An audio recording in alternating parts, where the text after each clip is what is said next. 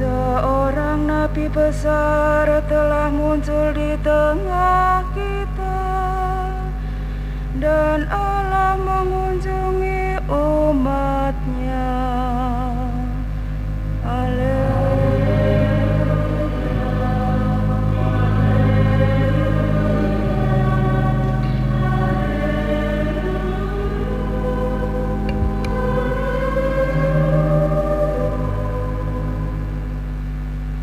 Tuhan bersamamu dan bersama roh.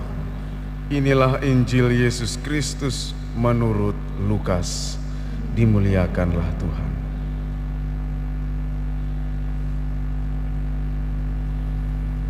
Sekali peristiwa, Yesus pergi ke Kapernaum, sebuah kota di Galilea. Di situ ia mengajar pada hari-hari Sabat. Orang-orang takjub mendengar pengajarannya, sebab perkataannya penuh kuasa. Di rumah ibadat itu ada seorang yang kerasukan setan. Ia berteriak dengan suara keras, "Hai engkau Yesus orang Nazaret, apa urusanmu dengan kami?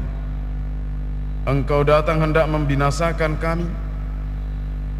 Aku tahu siapa engkau, engkaulah yang kudus dari Allah." Tetapi Yesus menghardik dia, katanya, "Diam, keluarlah daripadanya." Maka setan menghempaskan orang itu ke tengah orang-orang banyak, lalu keluar daripadanya dan sama sekali tidak menyakitinya. Semua orang takjub dan berkata satu sama lain, "Alangkah hebatnya perkataan ini. Dengan penuh wibawa dan kuasa, ia memberi perintah kepada roh-roh jahat, dan mereka pun keluar." Maka tersiarlah berita tentang Yesus kemana-mana di daerah itu. Demikianlah Injil Tuhan. Terpujilah Kristus.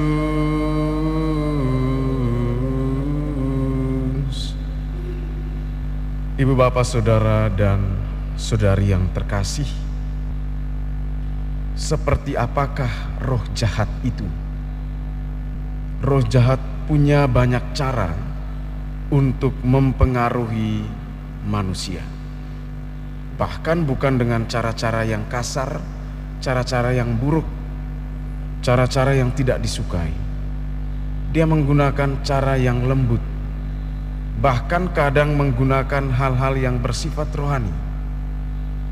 Jelas sekali buktinya hari ini. Dalam Injil Lukas dikisahkan bahwa setan ada di dalam sinagoga, ada di dalam bait Allah pada hari Sabat. Hari suci, di tempat suci ada roh jahat. Saudara-saudariku yang terkasih, berhadapan dengan orang yang kerasukan setan, roh jahat ini, Tuhan Yesus menunjukkan kuasa-Nya. Tuhan Yesus menunjukkan kuasa-Nya. Hal ini berarti roh jahat yang begitu licik, roh jahat yang selalu ada dimanapun dan menggunakan segala cara, kalah dengan kuasa Tuhan. Maka saudara-saudariku yang terkasih, jika di dalam diri kita, di dalam hati kita kita dekat dengan Tuhan, kita selalu menyadari bahwa Tuhan hadir dan kita dipanggil untuk melakukan sesuatu yang baik, melawan kecenderungan-kecenderungan kita yang jahat, kita akan keluar sebagai pemenang, di mana kekuatan Tuhan itu yang akan membantu kita melawan kekuatan-kekuatan jahat. Saudara-saudariku yang terkasih, jika memang di dalam diri kita ada kuasa itu, dan dengan kuasa itu kita berjuang mengalahkan roh jahat, salah satu hal yang akan muncul adalah perkataan kita akan membawa kebahagiaan, akan membawa orang kepada perkembangan dan pertumbuhan yang lebih baik. Inilah yang ditunjukkan Tuhan hari ini ketika Dia penuh dengan Roh Kudus. Perkataannya mampu mengusir setan. Maka kalau kita penuh dengan Roh Tuhan, kita mampu melawan kuasa jahat di dalam diri kita. Salah satu buktinya adalah apa yang kita ucapkan mendatangkan berkat, membawa sukacita, dan membantu orang, saudara-saudari kita, untuk bisa berkembang ke arah yang lebih baik. Tuhan memberkati. Mari berubah untuk berubah.